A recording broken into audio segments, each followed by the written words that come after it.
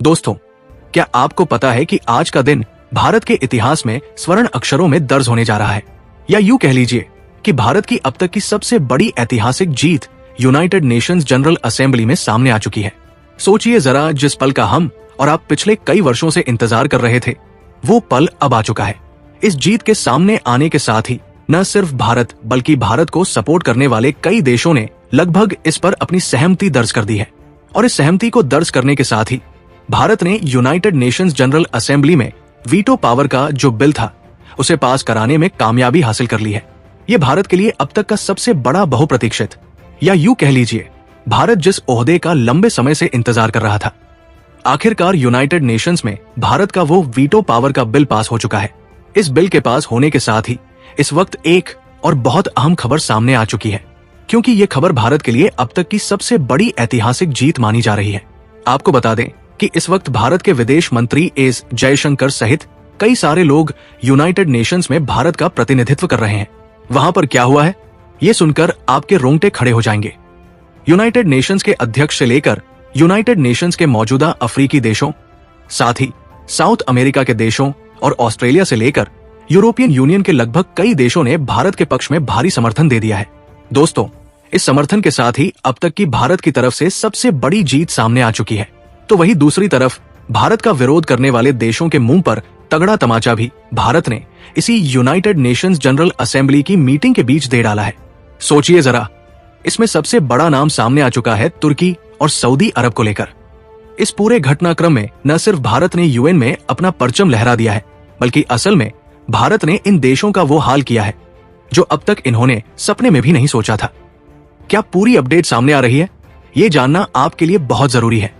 United Nations general assembly में जो अब तक वीटो पावर को लेकर मामला बनता रहा था कि भारत को स्थायी सदस्यता न मिले और चीन जैसे देश बार बार वीटो का इस्तेमाल कर देते थे, अब इस पर भी बहुत बड़ी और चौंकाने वाली सहमति सामने आ चुकी है। सब कुछ विस्तार से बताएंगे, बस आप हमारे साथ अंत तक बने रहें। और हाँ दोस्तों, भारत की एक तरफ तो सामरिक शक्ति का प्रदर्शन इस वक्त भूमध्य सागर में चल ही रहा है, तो दूसरी तरफ भारत ने यूनाइटेड नेशंस में अपनी सबसे बड़ी कूटनीतिक क्षमता का परिचय देते हुए न सिर्फ पूरे के पूरे कई देशों के वोट बटोरे हैं, बल्कि यूनाइटेड नेशंस में अपनी स्थायी सदस्यता को लेकर भी बहुत बड़ा विजय रथ हासिल कर लिया है। इसके लिए कमेंट बॉक्स में एक जय हिंद तो जरूर बनता है। दोस्तों, इस वक्त जहां पूरी दुनिया में अफरा तफरी मची हुई है, इस वक्त हाल ये बन चुका है कि एक तरफ तो अमेरिका भारत पर टैरिफ वॉर की स्थिति बना रहा है, भारतीय सामानों पर टैरिफ जड़ रहा है। दूसरी तरफ भारत की तरफ से सऊदी अरब पर लगातार एक्शन लिए जा रहे हैं। लगातार भारत द्वारा सऊदी अरब पर एक्शन लेने के चलते इस वक्त भारत मुस्लिम देशों के निशाने पर भी बना हुआ है। लेकिन भूमध्य सागर में भारत ने पिछले कुछ दिनों के अंदर जो किया है, ये शायद अरब देश कभी न भूलेंगे और न ही तुर्की जैसे देश भूल पाएंगे, जो अब तक भारत को गीदड़ भभकी दे रहे थे। खैर, इससे जुड़ी बहुत अहम बात है जिस पर हम आगे बात करेंगे। लेकिन इस वक्त सबसे ज्यादा जरूरी खबर जो आ चुकी है वो है यूनाइटेड नेशंस जनरल असेंबली में चल रही मीटिंग का वह दौर जिसमें भारत ने अपना झंडा गाड़ दिया है। भारत ने अपनी अब तक की सबसे बड़ी ऐतिहासिक जीत फाइनली दर्ज करके एक नया रिकॉर्ड बना दिया है। दोस्तों, क्या आपको पता है कि भारत की यूनाइटेड नेशंस में स्थायी सदस्यता को लेकर जब भी बात उठती थी तो चीन जैसे देश भारत के खिलाफ वीटो का इस्तेमाल कर देते थे और वीटो का इस्तेमाल करके इस पर रोक लगा देते थे ताकि भारत यूनाइटेड नेशंस में कभी भी स्थायी सदस्य न बन पाए। लेकिन अब जो हुआ है वो वास्तव में पूरी दुनिया को चौंका देने वाला है। इस वक्त जो स्थिति बनी है यूनाइटेड नेशंस में, वो भारत के लिए सबसे बड़ी सकारात्मक स्थिति दर्ज हो चुकी है। आपको बता दें कि यूनाइटेड नेशंस जनरल असेंबली में भारत की वीटो पावर को लेकर, यानी कि भारत की स्थायी सदस्यता को लेकर एक बिल लाया गया था। और मजे की बात देखिए, ये बिल भारत ने खुद नहीं रखा था, बल्कि ये बिल लाया गया था भारत के पड़ोसी नेपाल की तरफ से। सोचिए जरा, नेपाल के साथ ही साथ भारत को Africa, Australia, Japan, Malaysia, Indonesia और वियतनाम जैसे कई देशों ने इस बिल को अपनी तरफ से साइन करके यूनाइटेड नेशंस के पटल पर रखा था। वहां पर अध्यक्ष के सामने इस बिल को रखा गया और पिछले कई दिनों से ही इस बिल पर गर्मागर्म चर्चा चल रही थी। लेकिन अंदर की खबरें इतनी मजबूत नहीं थी जिन पर कोई पक्की बात कही जा सके, क्योंकि भारत को लेकर स्थायी सीट की बात हमेशा से होती आ रही है। जब भी मीटिंग बैठती है, भारत की स्थायी सदस्यता की बात होती है, लेकिन कोई बड़ी खबर बाहर नहीं आ पाती थी। लेकिन अब इस बार ऐसा पहली बार हुआ है जब भारत को लेकर बिल रखा गया और अध्यक्ष ने इस बिल के सपोर्ट की प्रतियां सभी सीटों पर पहुंचाई। सभी देशों के प्रतिनिधियों तक पर्चे पहुंचे और उनसे उनका समर्थन मांगा गया।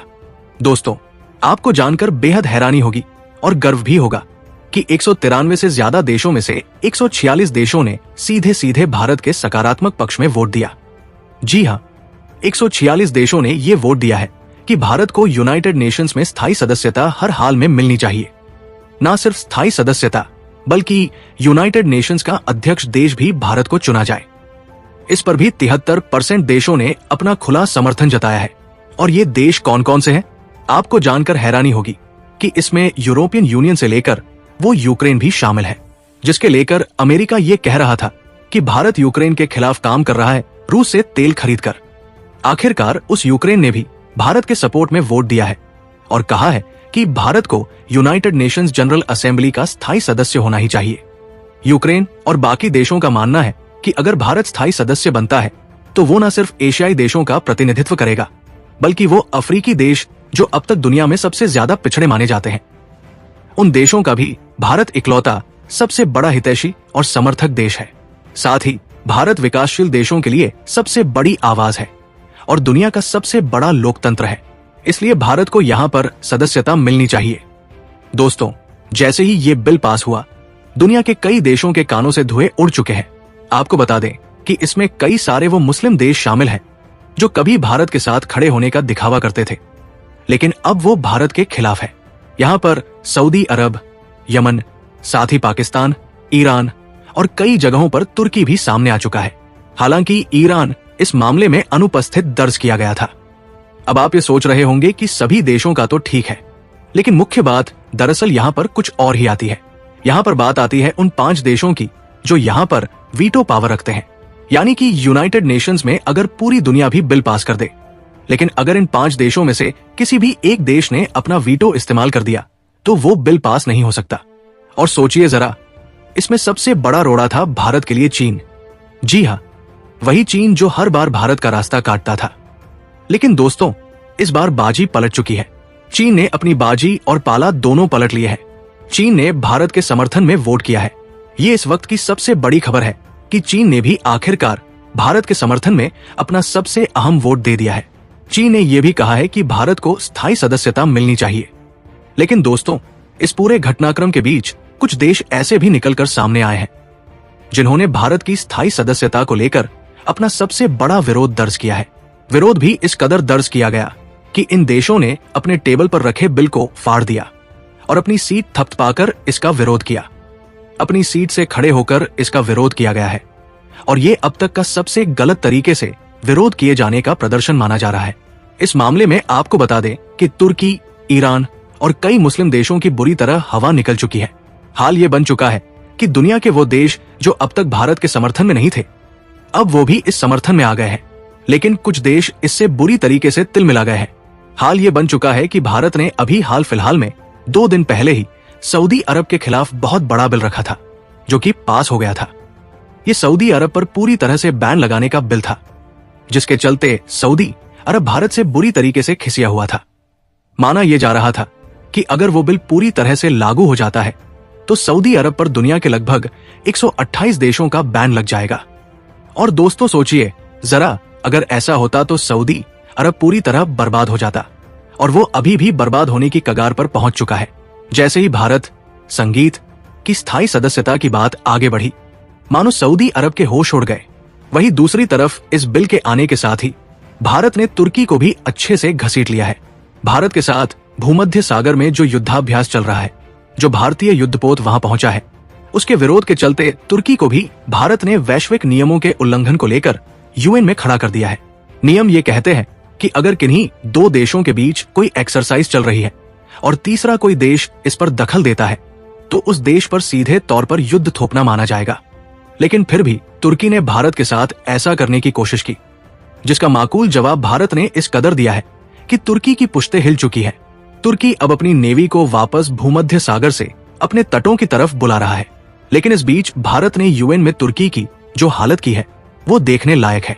आपको याद होगा कि शुरुआत में भारत ने अमेरिका की तरफ से लगाए गए प्रतिबंधों पर भी बात की थी और दुनिया के 128 से ज्यादा देशों ने अमेरिका के उस टैरिफ को गैर कानूनी करार दिया था। अब तुर्की के मामले में पूरी दुनिया एक साथ भारत के पीछे खड़ी हो चुकी है। तुर्की पूरी तरीके से घिर चुका है। भारत ने पूरी दुनिया के सामने तुर्की की पोल खोल कर रख दी है। भारत ने साफ कर दिया है कि तुर्की इस वक्त किस कदर की हरकतें कर रहा है। इसके चलते अब तुर्की पर भी बैन लगाने की तैयारी चल रही है। दोस्तों, एक तरफ तो तुर्की और दूसरी तरफ सऊदी अरब। भारत ने दोनों को अपने लपेटे में ले लिया है। अब भारत के सामने इनकी आंख उठाने की हिम्मत भी नहीं बची है। वहीं दूसरी तरफ भारत का अब ये सबसे बड़ा अहम बिल उन 5 देशों के पास जाएगा। यूनाइटेड नेशंस में लगभग 146 देशों की तरफ से बिल पास हो जाने के बाद अब इस बिल को सीधे तौर पर उन 5 स्थायी सदस्य देशों के साथ एक बंद कमरे की मीटिंग में ले जाया जाएगा। वहां पर इन सदस्यों को अपना फाइनल वोट देना होगा और जैसे ही ये बिल वहां से पास हो जाएगा, उसके बाद भारत दुनिया भर के सामने एक स्थायी सदस्य के रूप में राज करेगा। इसका सबसे अहम पड़ाव था चीन, जिसे भारत ने पार कर लिया है। इस बात की संभावना अब बिल्कुल न के बराबर है कि भारत पर अब कोई रोक लगा सके।